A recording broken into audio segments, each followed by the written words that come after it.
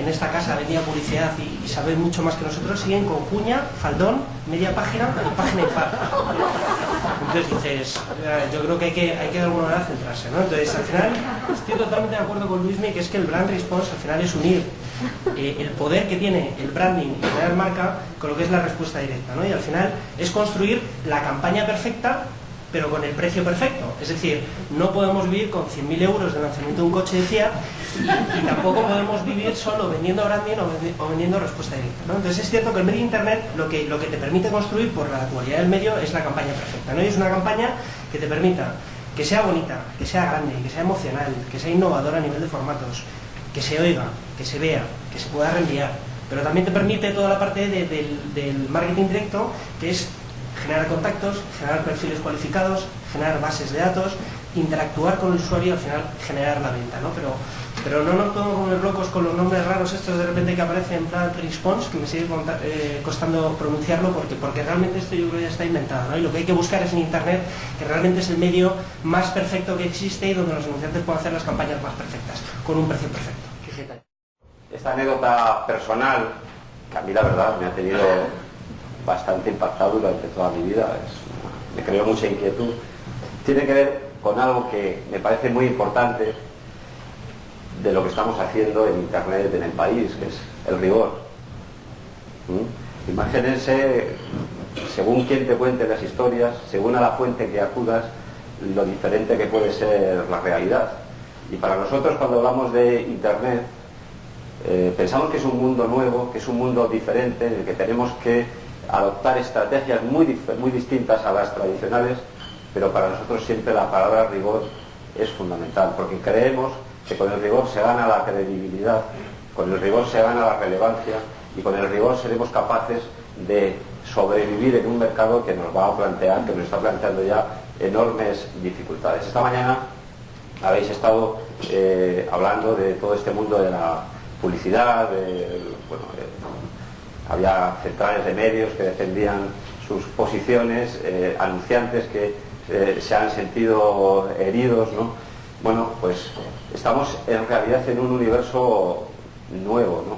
En el que estamos sometidos a unas reglas diferentes, en el que hemos perdido unas situaciones muy privilegiadas, que seguramente cuando las teníamos no las valorábamos suficientemente o no nos dábamos cuenta suficientemente de lo importantes que eran, ¿no?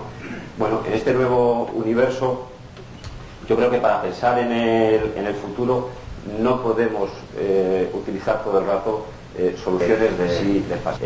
Intentamos proteger a capa y espada, proteger por encima de todo los conceptos anteriores y los productos tal y cual los teníamos antes, y los sistemas de venta y comercialización y la elaboración de mensajes como lo hemos hecho hasta ahora, pues yo creo que estamos abocados al absoluto fracaso y a la muerte lenta. No moriremos en 24 horas ni en los próximos 3 meses, pero desde luego acabaremos desapareciendo, ¿no? Bueno, hay un concepto que uno pregunta, que yo me hago, no solo yo, otros especialistas que están haciendo análisis permanentemente de lo que está ocurriendo, cuando hablan de este nuevo escenario y preguntan ¿qué medio de comunicación dice a sus lectores bienvenido, vente con tus amigos? Quizá cuando hablamos de redes sociales versus medios de comunicación tenemos también que empezar a pensar en eso, ¿no?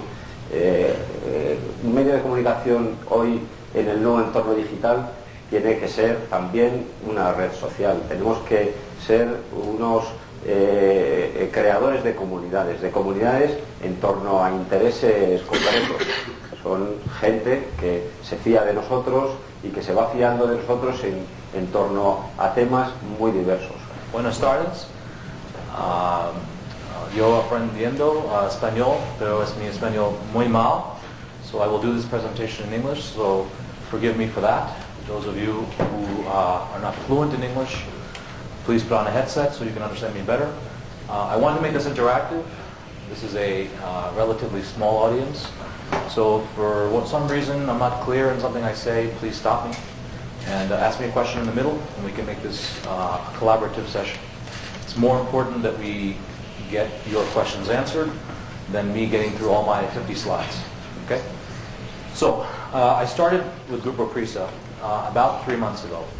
And I came to this country and to this culture and to this company because I had a belief. My belief was that technology was transforming the way consumers look at content, the way they consume content, and their behavior was changing the media business. And in my career, I like to be in the middle of change, especially when the future is uncertain. And in my career, I've always gone also between public sector and private sector. So I've worked for governments. I've worked for the city of New York at different levels, including 3 different mayors. I've also worked for the private sector, oil and gas, in construction, private equity. And the themes have been all around change and around technology. And this picture shows that it's very clear that consumer behavior is driving the change in media, and that our relationship with the customer must be different in order to be relevant to the customer in the future. And traditional media companies, why the title of this presentation is Transforming and Adapting the Media Business to a Digital World, is the media business must change the way it behaves in order to survive. Many competitors are emerging that were not competitors. Software companies like Google, Apple, which is a hardware company, Telefonica, which is a telecommunications company, and others like it. And then, of course, traditional media companies are all going after this customer. And establishing a different relationship with the customer, I think, is one of the key ways that media companies will survive. So with that, let's go through this. There's a long road ahead. What I just said is very simple to say, very difficult to execute. Change is hard, and change is uncertain. So the road becomes very hard, and the road becomes a long road, and even though in this picture you see the road very clear, the bridge is not clear when you're building it. And the question is, how far ahead can you see? And the truth is that when we look into the future, we all go into the future at the same speed. The future is something which reaches at the rate, everyone reaches at the rate of 60 minutes an hour, wherever he is and whoever he is. How you make use of the time becomes the issue and the important point. This is a picture of how people thought in 1954 a home computer would look. So when we think about building a road ahead, we think about how long and how far can we see? How much can we illuminate a dark room?